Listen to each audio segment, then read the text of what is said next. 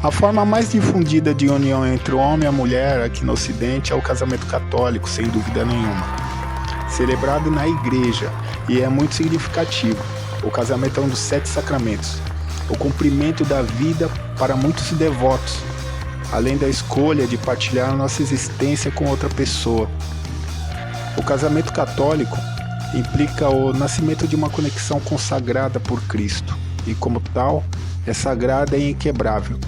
Esse passo nunca é dado levemente, especialmente hoje em dia, onde um estilo de vida mais dinâmico e aberto nos dá por vezes a impressão de que nada dura para sempre. Há a necessidade de um forte reconhecimento antes de fazer uma escolha tão importante. Muito significativo também é o rito das igrejas evangélicas, pentecostais e outras ramificações do cristianismo. No leste europeu, predomina o cristianismo ortodoxo. Quem deseja se casar na igreja tem que participar de um curso de preparação para o casamento, que ajuda futuros casais a perceber se estão realmente prontos para dar esse passo. Mas o curso de preparação é apenas um dos deveres que a igreja impõe àqueles que querem celebrar o casamento religioso.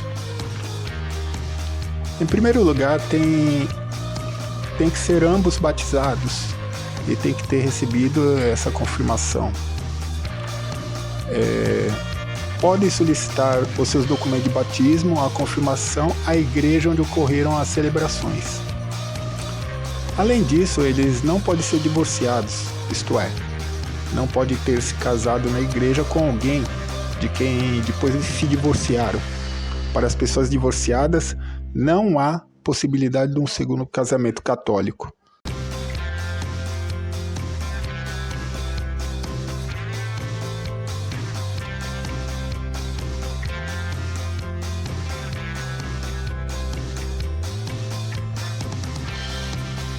Também são necessários diversos documentos e é necessário que os obtenham antecipadamente.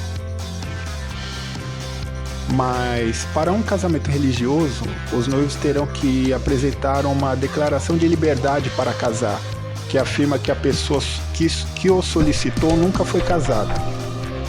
O certificado de conclusão de um curso de preparação para o casamento e a declaração de autorização da igreja, necessária, neste caso, para os cônjuges que desejarem casar-se numa paróquia diferente da sua, ou fora do seu distrito de residência.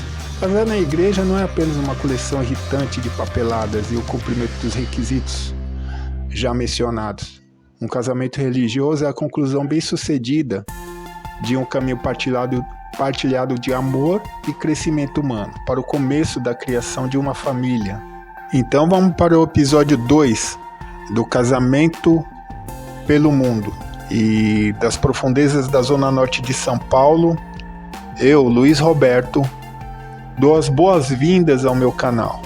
De acordo com a tradição, o noivo tem que comprar o buquê como seu último presente como tal e entregá-lo na casa de sua noiva na manhã do casamento. A noiva tem que o atirar no final da cerimônia para que suas amigas solteironas o tentem agarrar e, de acordo com a história, como todos sabemos, tornarem-se as próximas na fila para o casamento. Uma tradição mais recente diz que a sogra é que deve comprar o buquê, assim como o véu da noiva, e deve ainda ser ajustado de acordo com o penteado da futura nora. Em relação ao véu da noiva, esse deve ter 1 metro de comprimento por cada ano de noivado. Do vestido de noiva já comentamos no vídeo parte 1 dessa série. Então, vamos às lembranças do casamento. Essas lembranças não podem ser esquecidas.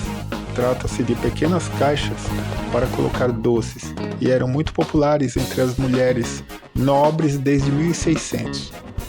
Na Itália, tornaram-se parte do enxoval de casamento desde 1700.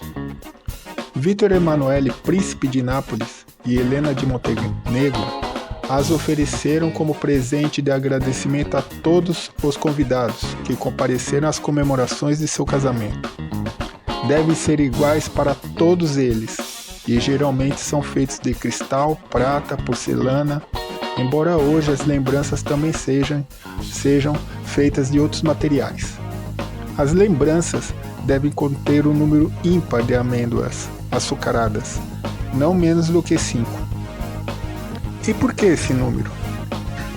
Para garantir que os noivos tenham boa saúde, fertilidade, vida longa, felicidade e riqueza. No que se diz respeito aos dias de sorte para casar, há um velho ditado popular que diz que não se deve casar na sexta ou terça-feira, porque se corre o risco de não se terminar o dia. Os dias propícios são segunda-feira, dedicada à lua e, portanto, às noivas. A quarta-feira é considerado um dia de muita sorte. Hoje, porém, os casais tendem a não seguir tais regras. Os compromissos de trabalho de todos os convidados fazem com que se celebre a maioria dos casamentos no sábado ou no domingo mesmo. Porém, de acordo com essas próprias superstições antigas, o sábado é considerado o dia mais azarado para se casar. Em relação aos meses, janeiro garante amor, bondade e fidelidade. Fevereiro é o triunfo do amor. Março é portador da alegria, mas também de dores. Abril só promete coisas boas. Maio é azarado. Junho, sob a proteção de Juno, a deusa dos casamentos. Julho traz problemas financeiros. Agosto, o prelúdio de uma vida instável, cheia de mudanças. Setembro traz prosperidade e alegria. Outubro garante muito amor, mas não muito dinheiro. Novembro traz alegria e felicidade. E dezembro é garantia de um amor eterno e seguro. E as alianças? O noivo está logicamente encarregado de comprá-las e devem ser usadas no dedo anelar esquerdo, onde, de acordo com antigas tradições egípcias, uma veia diretamente conectada ao coração flui e, portanto, um canal privilegiado para os sentimentos. É bonito isso, né? As alianças são chamadas também de vere em italiano, que significa verdadeiro, real, sinônimo de fidelidade.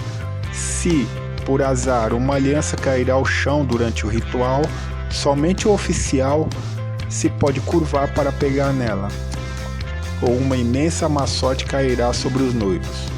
França.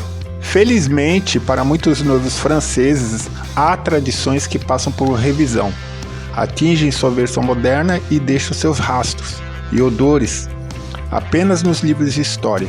No passado, ao final da festa, enquanto os noivos acreditavam estar enfim a sós, seus amigos ainda estavam no salão despejando todos os restos de copos, pratos, guardanapos incluídos, conteúdo das lixeiras dos banheiros e outras coisas encontradas pelo chão dentro de um pinico. Isso mesmo, era a famosa La Soupe.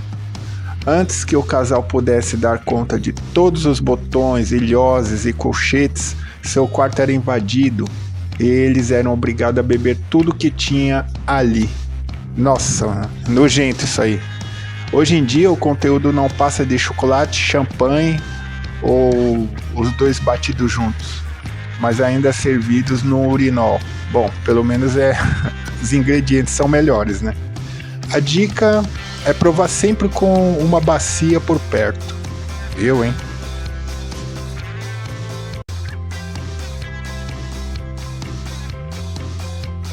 Na Escócia, além da particularidade de vermos homens usando saias nos casamentos, que na realidade é um traje típico chamado kilt, as noivas e às vezes os noivos também devem fazer uma curiosa peregrinação malcheirosa pelas ruas antes de finalmente dizer o decisivo "eu aceito".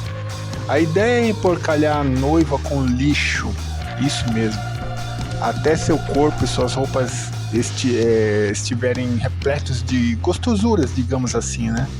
Como leite coalhado, peixe, ovo podre, comida estragada, alcatrão, lama, penas e por aí vai.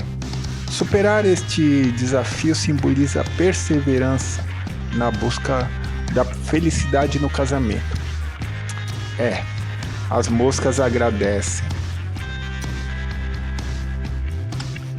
Vamos para a África, para o Quênia, onde o casamento é realizado pela nação Maasai, uma tribo que habita não só o Quênia, mas partes da Tanzânia também.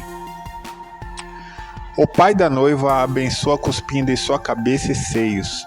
Em seguida, ela caminha sozinha em direção à sua nova casa, sem olhar para trás, pois acredita que se fizer isso vai se transformar em pedra. Durante o percurso, a moça é insultada pelas mulheres da família, do noivo. Mas calma, não se trata de ciúmes crônico de filhinho adorado da mamãe, ou do fofo das avós, titias, irmãs e primas. É apenas uma forma de proteger o casal contra o azar e os maus espíritos, segundo os cânones sagrados dessa tribo africana. Observação: o casamento é consumado quando um boi entra na cabana do casal, conduzido pela mãe da noiva, e ali mesmo é sacrificado. Para o nosso olhar ocidental é bizarro, mas é o costume deles, né? Isso aí é a tradição deles.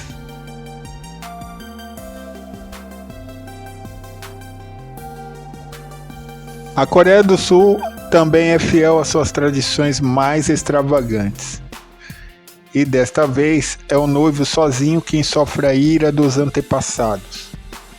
Acontece que durante a festa ele é imobilizado pelos amigos mais próximos e açoitado na sola dos pés com peixes, bengalas e bastões. E a tortura só acaba depois que a noiva cantar para eles. A sogra do pobre coitado também pode intervir, negociando uma quantia em dinheiro para que libertem seu genro. Nesse caso a sogra que salva o cara, né? Esse rito simboliza o momento em que o noivo deixa os amigos para ficar com a mulher. Por isso, de certo modo, é como se ele estivesse apanhando por abandoná-los. Aí no caso seria uma versão coreana bem doída da despedida de solteiro aqui, né? Que o cara sai pra farrear com os amigos como a última noite. Curioso. Português. Vamos à terra do Conde Drácula, Romênia, onde é comum as noivas serem sequestradas pelos convidados do casamento. O noivo, que encarna o príncipe encantado por uma noite, metaforicamente falando, é informado por um bilhete e tem que trabalhar duro para pagar o resgate. Isso pode incluir em algum mico, como cantar na frente de todos os convidados, mas não pense que é só isso. A imaginação dos seus amigos pode ser muito mais perversa. Isso está me parecendo o chamado trote. É um trote de casamento da Romênia, a moda romena, né? Pelo jeito. Vamos ali à Bulgária, nos Balcãs, bem perto ali, do lado da Romênia, fechar com chave de ouro essa lista, fazendo uma pergunta. Qual seria a sua reação se seu tio barbudo, que lembra mais um viking, não só pela aparência, mas também pelo modo de vida, surgisse jogando esteco seco nos seus convidados ali, exatamente no momento que você se prepara para a entrada triunfal em direção ao altar? Seria estranhíssimo, né? Bem, se você vive na área de Kranjstil da Bulgária, não sei se a pronúncia está errada, com certeza, é muito provável que você tenha lhe pedido especificamente para fazer isso. Por quê? Porque lá nessa região, tradicionalmente, antes do casamento, as noivas búlgaras pedem a algum membro da sua família para se fantasiar e fazer um papel do Strashnik, que é uma figura do folclore deles que, em tradução literal, significa o assustador.